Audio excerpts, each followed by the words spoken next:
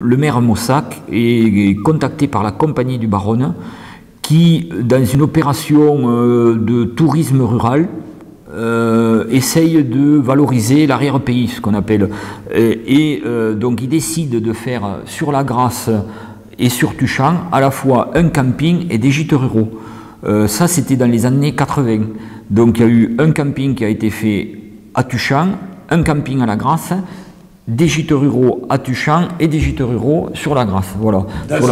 Dans ce bâtiment. Le but, c'était évidemment d'accueillir des touristes de la région, un peu de partout. Le problème, c'est qu'on s'est vite aperçu que le tourisme, ça durait 1 mois et demi dans l'année et qu'après, le reste de l'année, le bâtiment restait fermé. Donc, 1983 et 1984, on a fonctionné un peu comme ça, alors avec l'accueil de touristes, on va dire, et puis on s'est aperçu que pour rentabiliser, puisqu'il y avait quand même un emprunt énorme sur ce bâtiment, pour le rentabiliser, il fallait qu'on trouve une autre activité. Et c'est là qu'on a fait venir sur la Grasse le centre de demandeurs d'asile, aujourd'hui ça s'appelle comme ça, mais c'était un centre de réfugiés à l'époque, qui était sur Port-le-Cat et qui à l'époque accueillait des réfugiés du sud-est asiatique, des Cambodgiens, Laotiens et Vietnamiens. Donc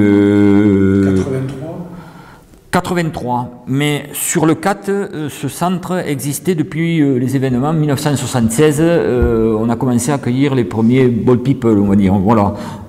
Donc c'était des contingents énormes, puisque pourquoi c'était à Rive-des-Corbières? Parce qu'à Rive-des-Corbières, on a une possibilité d'accueil de 800 lits, et donc on accueillait des contingents, je crois que c'était tous les 3 mois ou tous les 4 mois, c'était 300 ou 400 personnes qui arrivaient, et puis c'était une insertion rapide, puisqu'à l'époque, quand même, au niveau de l'emploi, il y avait encore un peu d'emploi, et puis il y avait beaucoup de familles d'accueil. Les gens passaient 3 mois dans le centre, puis hop, ils allaient sur Quillan, sur Saint-Paul-de-Fenouillet, sur Limoux, sur Narbonne, ils étaient accueillis, ils s'inséraient très facilement. Bon, c'est vrai que quand il y a du travail, c'est plus facile de s'insérer dans une société, mais c'est vrai aussi qu'ils étaient plus ou moins tous francophones, parce que comme on est resté pendant longtemps au Vietnam, au Cambodge, donc c'était des gens qui avaient beaucoup, on va dire, de racines de notre langue, quoi, puisqu'ils comprenaient, bon, ceux qui ne comprenaient pas, on donnait des cours de français à côté. Est-ce que tu dirais qu'à cette époque-là, c'était plus facile d'obtenir des papiers aussi?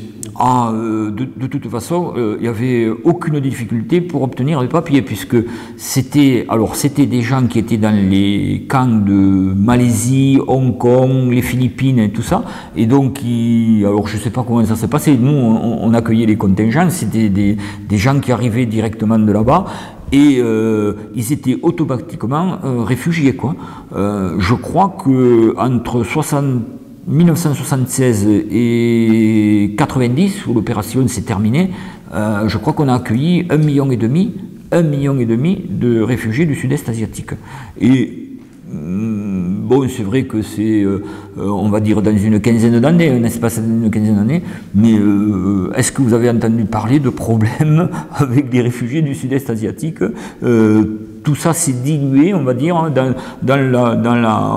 le peuple français, sans problème.